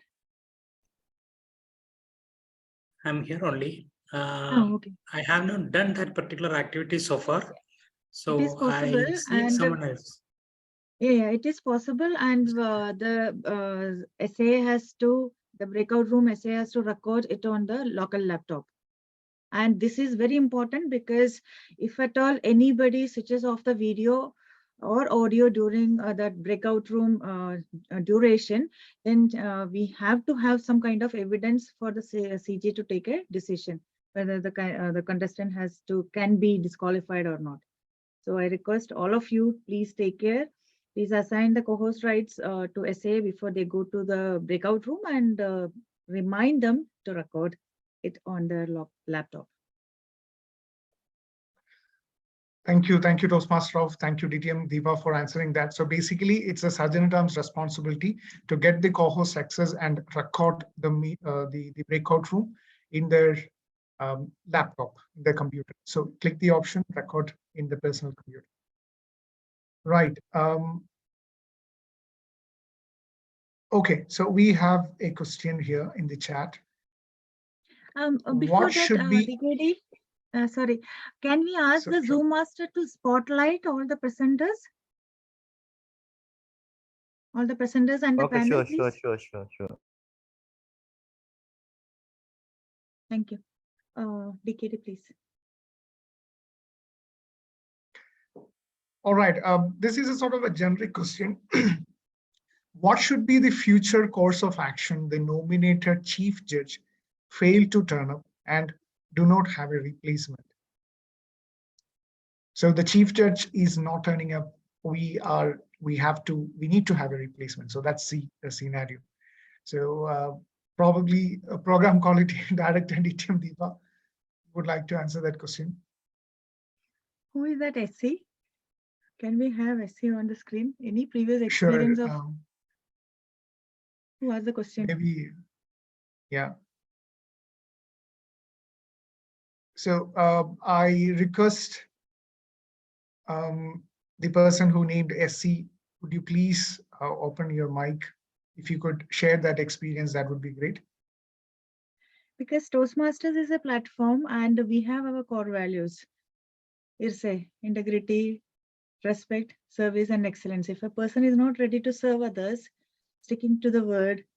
So I don't think we have similar chief judges in our fraternity, especially in District 105. If you have any previous experience, then we will deal with that. Next time we don't call them. So please share the experience, and then I have not seen anybody in that kind of a CJ. In case of any extreme emergency situation, only we'll have somebody doing that. So immediately any other senior will be stepping in. Any other suggestions from the panel based on your experience? Adarsh, Mini, DTM Rena, anybody? I think May I Midat is ready. Midat? Yeah, Midat, yeah, you are not in the spotlight, yeah. Zoom master. Anybody? Yeah, Midat, go ahead. You had it. DTM Deepa, good afternoon, everyone. I think it's always nice, even for a chief judge, even though they know they will be able to make it up for the event and they aren't going to back out. But sometimes you don't know, for example, an unforced situation arises. So even a chief judge, they can keep their backup, a chief judge backup, and from their own panel of judges, they can ask someone that in case an emergency comes up, then they can simply take up the charge. So it's always to have a backup and then a backup for the backup. It becomes much more easier for everyone. Since we are all working together as a team, so it becomes much more easier. Yes, that is a brilliant answer. And online scenarios, of course, chief judge normally assign a backup. But I felt this is kind of a responsibility issue. That's the reason I couldn't accept that. Yes, Yeah, Midat Can I just- answered that very well. Yes, Can I just DT add Madhav. something? Yeah, I think with online contests, the backup thing is very important across the board for every role player, including, say, for example, even the contest chair. Have that decided with the when you're organizing the contest. In cases where sometimes if you don't have anyone maybe who's not doing it, that the MC can step in and continue. So as a backup, if you're doing a role, speak to the organizer who can be your backup. If not, also if you don't have a clear thing from their side, I would say assign somebody who can actually take it up, make sure they have your script or whatever they need to do to continue, so that the contest doesn't stop in any way. Yeah, Toastmaster Mini. Yeah, so to be very precise, in case you do not have a backup for whatever reason, there are multiple contests happening on the same day. There are situations when you do not get a backup, but definitely there is a contest manager who is handling that. So maybe the area director or maybe the division director who is organizing that particular contest, and the CJ is not able to turn up, or the CJ is there is a technical difficulty, then the contest manager can step in. So that is the last resort that you can have. In case you do not have any backups or last minute there are some challenges, this is one of the resorts that you can take. All right, thank you so much. So we got many options from here, just like having a backup for the chief judge or the contest Toastmaster itself taking up the role of the chief judge. Yeah, it's very obvious solutions. Thank you so much. We have other questions here in the chat. The one question is, during the lot process, if a contestant is not present, I mean, during the draw of lots, if a contestant is not present and the substitute gets a token, but the contestant raises a protest, how do we solve this?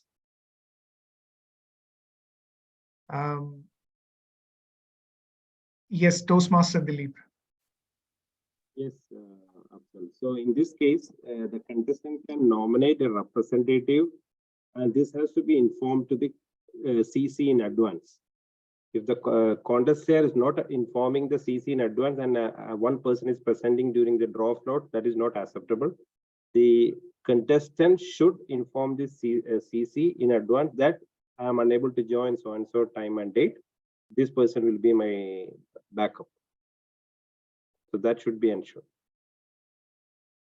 Right, right. So if that substitute is already appointed, I mean, if that substitute is there during the draw floats, then definitely that contestant has to accept that speaking position. Yeah, right. So thank you, Toastmaster Dilip. We got a few more questions here. Okay, are we allowed to hold, I mean, the club contest offline or in-person club contest? And obviously area, division, district, and further contests are online.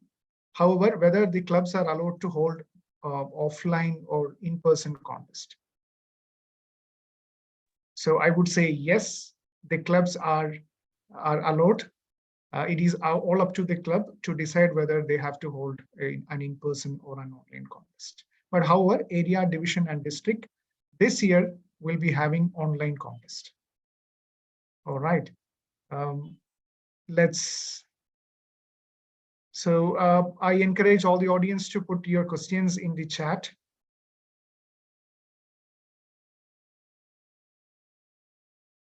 Okay, so we don't have, I mean, during the time we get more questions from the audience, maybe I can ask a few questions. I mean, I will take this opportunity. Right. So this is a question which is more or less related to the breakout room activities. Like, what are the basic rules which need to be followed in the breakout room by the contestants? So let's say during the table topics and the evaluation segment. So whether they need to keep both the hands up or that sort of guidelines. Can somebody help? Can somebody give? Yes, Toastmaster Midhat. Thank you, Toastmaster. So I would say that while you are in the general rule which we follow based on our contest speech book for the year 2022 and 2023 is that the cameras during the breakout session for table topics and evaluation should be switched on, and their videos and audios should be on. But it will be more of a punishment if you ask them to keep their hands up. It won't be more generous, I would say. So what we can do to tackle that situation is that the participants, they can place or position the camera in a way that their hands are visible and you can clearly see that they are not writing anything. So I think this is one way where we can ensure that they are not writing anything or adding more information, and just make sure that the breakout surgeon and arm, whoever is assigned for that particular role, just need to ensure that the audios are on and the videos are on. Great. Thank you. I mean, that's the much modest way of approaching such kind of situations. Thank you, Toastmaster Mithad. We have a question here from Toastmaster Prashant. What is the difference in areas of the disqualification in international evaluation and tabletop segments? What are the different scenarios of disqualification in international evaluation table topic segments? So very briefly, we can address that. Who would like to go for that? Yes, Toastmaster Dilip. Yes, for international, the disqualification can be done against a protest, number one. Number one is based on the eligibility and the originality. So that the disqualification can be done. I believe that if the question is related to the technical glitches, yes, as we mentioned during the respective presentations by the timer as well as the CC, if the speaker is unable to get reconnected within the first 2 minutes, and as well as after the second speaker, the immediate coming speaker is allowed to speak, then the speaker has to forego. So these are the two scenarios these speakers will be disqualified. So one is the normal originality and eligibility, second during the technical glitches. So the speaker has to forego. The other panelists can add on to this.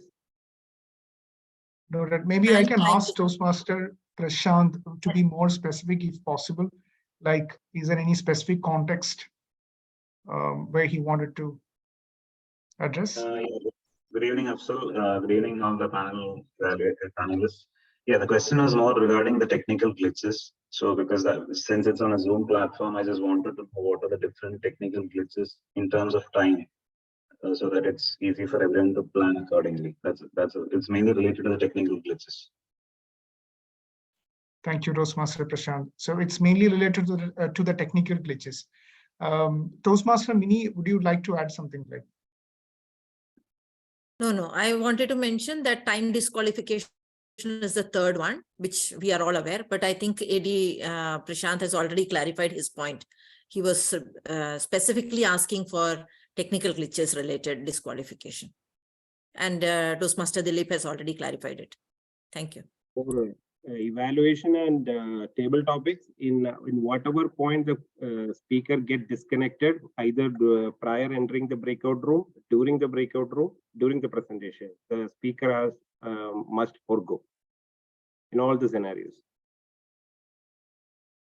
And only in international, the speaker gets a time to reconnect within 2 minutes. And if once he gets reconnected within 2 minutes, he can continue his speech where he stopped from the last phrase or last word. And if the speaker not able to get connected within the 2 minutes, the contest chair will go to the immediate next speaker, and this speaker can continue after that particular speaker.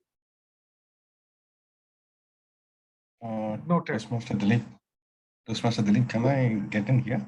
One thing, while nowadays we do have the referencing to the earlier speaker. That is also a point of disqualification. Yes, correct. So in international and humorous, the contestants are not allowed to refer any previous speaker's statement or any content what have been used so far. Noted. So we have, thank you so much, the panelists. We have also a question from DTM Sujil. He mentioned here, what does the rule book refer to the point substantially original? how do we decide that? What does the rulebook refer to the point substantially original, and how do we decide that?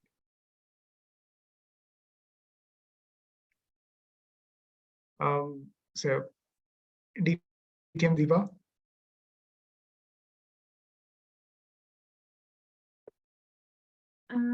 This part was clearly mentioned during our CJ training, and DTM Sujali is well aware of that. And as per the rule book, it is like 25% of the content is the only part we can go from. I mean, we can take from other contestants can take from other established facts or other articles, and it has to be referenced properly. So the decision will be if there is any protest against the substantially original content will be discussed among the judges and the CJ.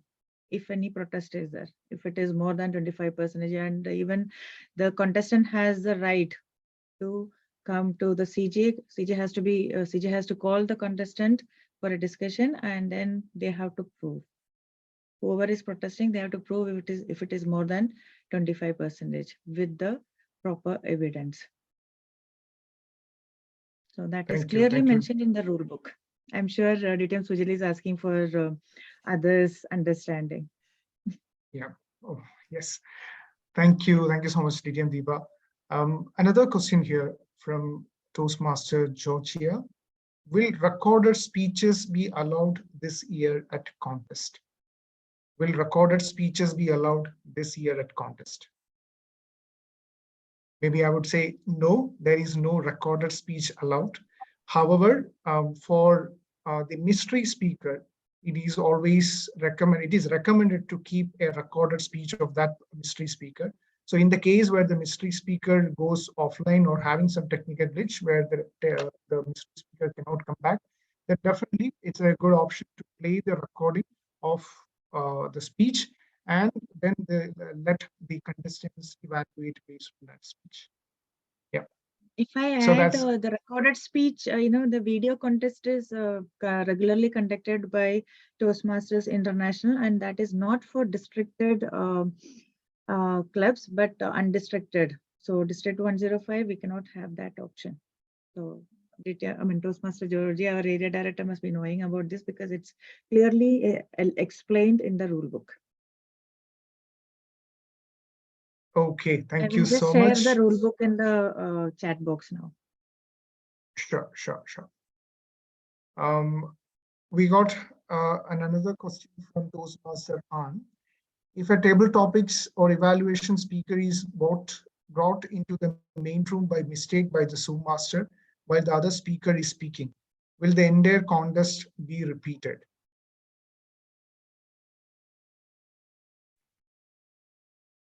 Can I just take? Sure. Yeah. So please correct me if I'm wrong from the panel, but I think that somewhat depends on at what point that happens in the contest and what the chief judge feels is the most appropriate solution. For example, if it's brought just before the, like if the topic has not even been said, or in the middle of like in the middle of the break in the silence, then I believe that we can just take them back and continue. If it's brought in the middle of somebody actually speaking and giving the thing on the topic, then ideally, yes, like it should be, but that's up to the chief judge of that contest to take the appropriate course of action depending on where this particular incident has happened, unless there is something else to add from the district side.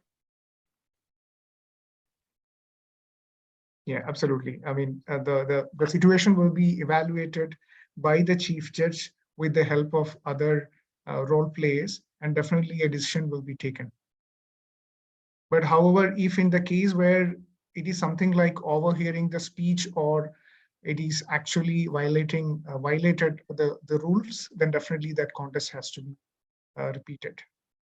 It will start from the beginning. All right. Toastmaster Afzal, can I step in here? I think, please. by mistake, if by mistake, if the Zoom master has brought in contestant out of sequence, then the contest should be rerun. That is the ideal scenario. Okay. Because we Right. cannot get we cannot get a out of sequence person in the room. No, actually, we are discussing about the technical failure. I mean, by mistake. Yes, that is the case. So that is what I think DTM Adarsh was explaining. If any Isn't it, failure DTM happens, Deepa? then what will happen? See, I think if please go ahead. see, by mistake, if anybody comes into the main room, if there is a discussion, I mean, if the speech is going on, for sure we have to repeat the entire contest. If any way, if the contest is compromised, then there is no other way other than repeating the entire contest. So that is the reason we are repeatedly mentioning Zoom master role is very critical. And by any chance, if the contestant is in the main room and they are able to listen to any part of the speech given by any other contestant before their a particular turn, then of course there is no other option than repeating it. Correct. Thank you. Oh, thank you. Thank you so much. SA has a question here. I mean, Toastmaster Mini, can we discuss about the backup devices as well? It may be helpful, I believe. Yes, please. DTM Deepa.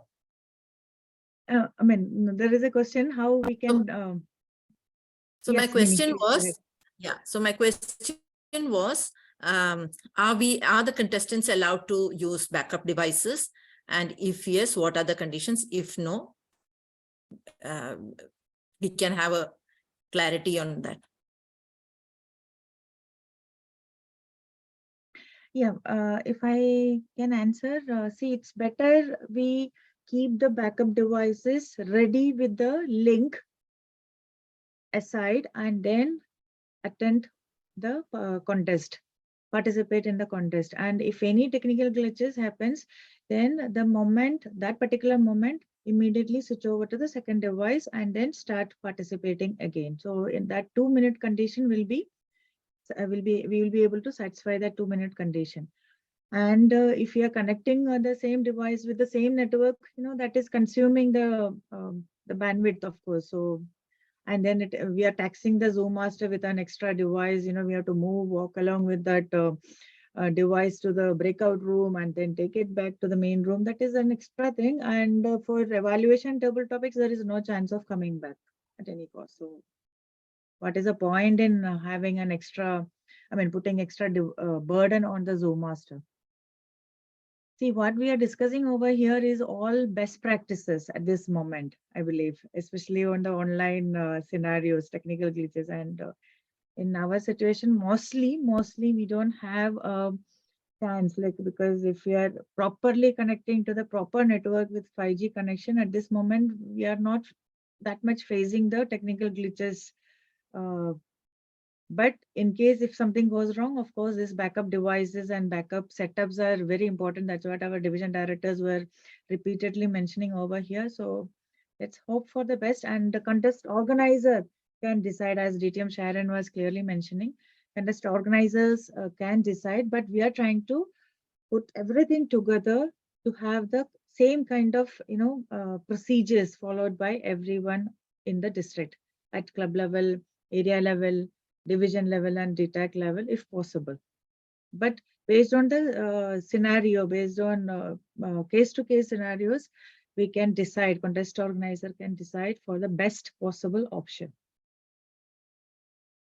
Even Zoom master has the right to enjoy the contest.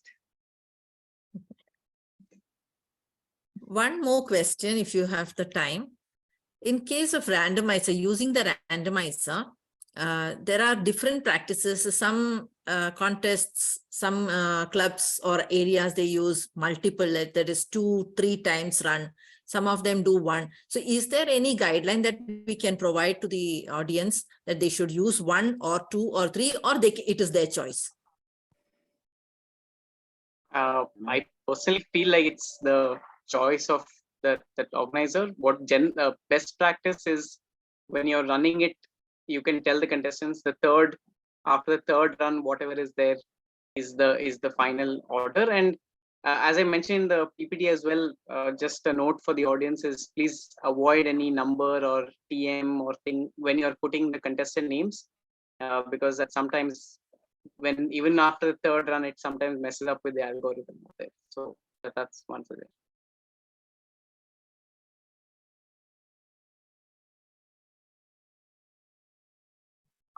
There is one question in the chat window. What about the ballot sheets, tally counters organization? All right. So thank you so much.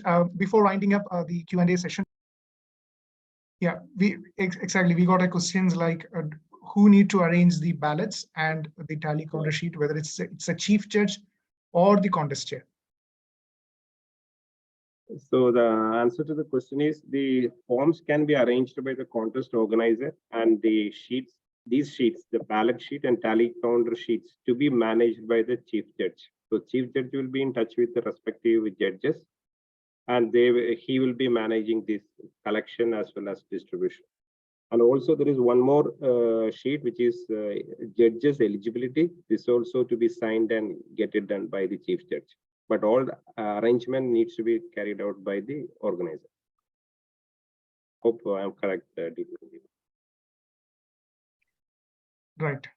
Thank you, Toastmaster Dilip. Here, another point of view, contestants can use WhatsApp on browsers. So how to make sure in table topic contest, no one share the contestant in breakout room, the topic. Yes, Toastmaster Midhat. Thank you, Toastmaster Afzal. If I may add, when it comes to certain situations, it takes us back to the core values of Toastmasters.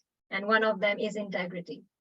You cannot be vigilant and keep an eye on every single person, but as an individual, we are answerable for our actions. So I would say it's all about integrity, and then we have trust in each other, so we know that they will follow the rules and regulations. Yes, exactly. Thank you, Toastmaster Midhat. I got a direct question as well. Let me answer that before winding up the session. If a club member is a part of two clubs within the same area, can they compete for both the clubs? Yes, at the club level, they can compete, but no contestant can compete in any contest in more than one area. So that's the rule. If that area falls in different districts. In the same category. Yeah, in the same category. I mean, same contest and the same category, yes. So obviously, the answer is yes. If a club member is part of two clubs within the same area, they can compete from both the clubs in whatever categories. Right. So with that, thank you so much for the audience for asking us so many questions, clarifying your queries. And of course, to our panel evaluators, panelists, and the presenters for answering those questions. And of course, we have senior Toastmasters also shared their point of view. Thank you so much. And with that, I hand it over back to Toastmaster. Thank you so much, Toastmaster Afzal. With that, we have come to the conclusion for the one-of-a-kind contest management training. As Bruce Lee once said, practice makes perfect. After a long time of practicing, our work will become natural, skillful, swift, and steady. Before I leave, I request you all, contest management is a Herculean task. And I promise you, if we follow the training and the steps provided today's session, this particular Herculean task can be just considered as a piece of cake. Now, to close the session, I would like to hand over the stage to a passionate, dedicated Toastmaster. Someone who believes and lives by the phrase, nothing is impossible no matter what. Ladies and gentlemen, let's put our hands together and welcome distinguished Toastmaster Deepa Surendran. Over to you, DTM Deepa Surendran. Thank you, Toastmaster Elna, for that wonderful emceeing of the entire program. Thank you very much. You managed it amazingly well. Thank you very much. Good evening, my dear fellow Toastmasters, district leaders, division directors, area directors, and mentors, senior Toastmasters, and the aspirants who wants to conduct their contest in an effective manner. Thank you very much for joining.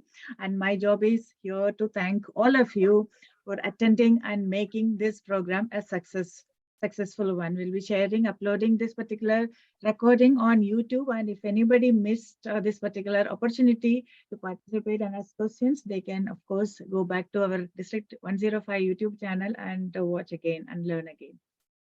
Then, as promised in the chat, we will be consolidating all the wisdom, all the nuggets shared by our presenters into a guideline document, and then we'll be sharing that with all the leaders, Club ExCom, area directors, division directors in due course. Then, now let me thank our all the backend people, our Zoom master, Toastmaster Anwar, for flawlessly managing the entire session. Thank you very much, Toastmaster Anwar. Your certificate of appreciation will be reaching to your WhatsApp message soon. Now, Toastmaster Anuradha, a pillar of Program Quality Awards team, our head of Program Quality Awards team. Thank you very much, distinguished Toastmaster Anuradha, for your timing role. We didn't notice that a person is sitting behind the timer, that window at all, but you were just managing it in an automatic manner. Thank you very much.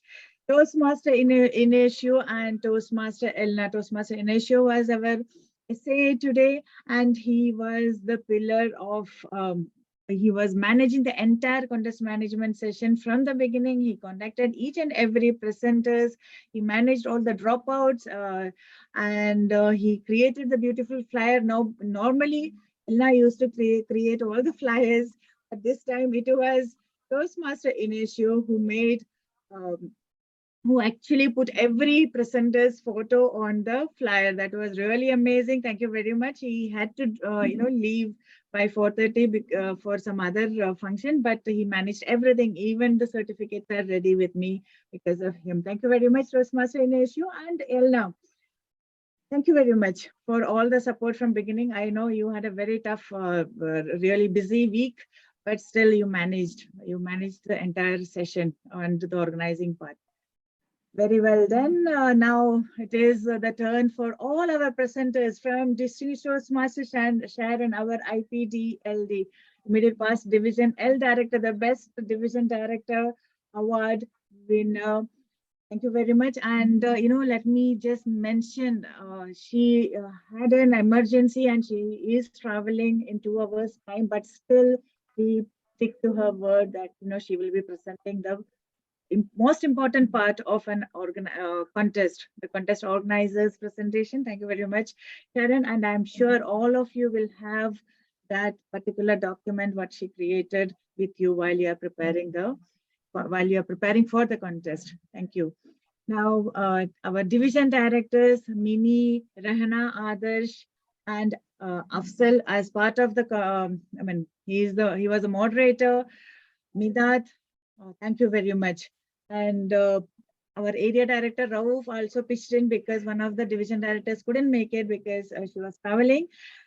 And you have done a wonderful job, dear leaders, because a lot of research is required to prepare and come and present in front of the audience. Amazing job. Thank you very much. Now the panel team included Distinguished Toastmaster Muniba. She was attending an emergency at an hospital, so just logged in. She missed the opportunity, but she was ready. Everybody has to go to that big, very important document, the rule book, before participating in the contest. That was amazing. Thank you very much. Now Toastmaster Dilip, and though he was not part of the panel, but he invisibly took the responsibility and he came here, Distinguished Toastmaster Sujil. So both of them and myself, we are part of the district program quality team, and we managed to be here. We managed to run the entire show. Thank you very much, Dilip, Distinguished Toastmaster Sujil. So that's it. All the very best for the contest. Anything, anytime, our leaders are ready over here. I think I mentioned Rana's name, or if I forgot. If I forgot, please forgive me. We all to all our division directors and the district leaders, area director Rauf also. Thank you very much. Let's close the meeting now and get prepared in actual situation, and please wait for the guideline document as well. And division directors, we will meet again for preparing the guideline because you are running the show. Thank you. Thank you. Zoom Master, Thank you maybe for the we can end the opportunity. recording.